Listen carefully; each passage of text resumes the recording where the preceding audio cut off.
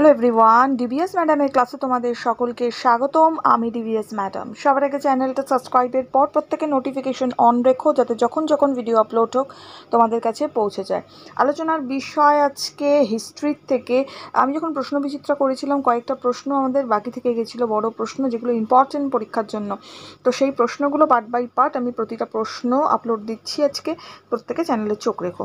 এখন এই প্রশ্ন হচ্ছে, আকবর ও ঔরঙ্গজেবের রাজপুত নীতি তুলনা করো। এইভাবেও প্রশ্নটা আসে, বা প্রশ্নটা এভাবেও আসবে, আকবর ও ঔরঙ্গজেবের রাজপুত নীতির পার্থক্যগুলি আলোচনা করো। কিভাবে উত্তরটা আমরা লিখব? উত্তর: মোগল সাম্রাজ্যের দক্ষ সম্রাটদের মধ্যে অন্যতম ছিলেন আকবর ও ঔরঙ্গজেব, তবে এদের চরিত্রে নানা বৈপরীত্য দেখা যায়, অর্থাৎ দুজনের চরিত্রটা আলাদা ছিল। ফার্স্ট পয়েন্ট করে আমরা লিখব দৃষ্টিভঙ্গিগত। এই পয়েন্টে লিখব, আকবর অনুভব করেছিলেন যে রাজপুতদের সাহায্য ছাড়া মোগল সাম্রাজ্যের স্থায়িত্ব ও নিরাপত্তা বিঘ্নিত হবে, কিন্তু ঔরঙ্গজেব তা মনে করতেন না। এটা ব্রাহ্মণ হবে।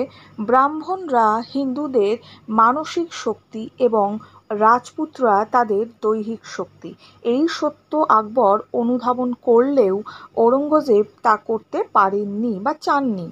নেক্সট লিখব সম্পর্ক স্থাপনে। এই পয়েন্টে আমরা লিখব, আকবর অম্বররাজ বিহারীমলের কন্যা মণিবাইকে, যেটাকে আমরা যোধাবাই বলে জানি, মতভেদে যোধাবাইকে বিবাহ করেন।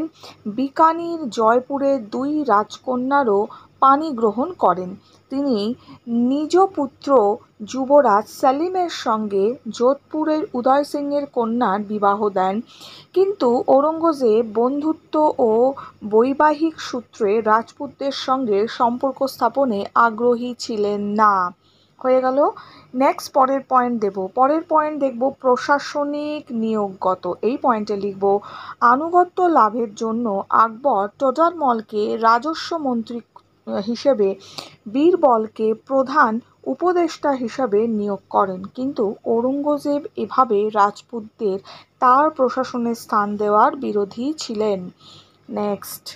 নেক্সট দেব সুযোগ সুবিধা দানে। এই পয়েন্টে আমরা দেব, রাজপুতদের মন জয়ের উদ্দেশ্যে আকবর হিন্দুদের উপর থেকে বিভিন্ন ধরনের কর প্রত্যাহার করেন। রাজদরবারে রাজপুত সহ হিন্দু কর্মচারীদের বিশেষ মর্যাদা দেন। হিন্দুদের ধর্মীয় উৎসব অনুষ্ঠানে যেমন হোলি, দশেরা, দেওয়ালির আয়োজনে প্রশাসনিক ও আর্থিক সাহায্য করেন, কিন্তু ঔরঙ্গজেবের তরফ থেকে এ ধরনের কোনো উদ্যোগ দেখা যায়নি, বরং তিনি অমুসলমানদের চোখে অত্যাচারী হয়ে উঠেছিলেন।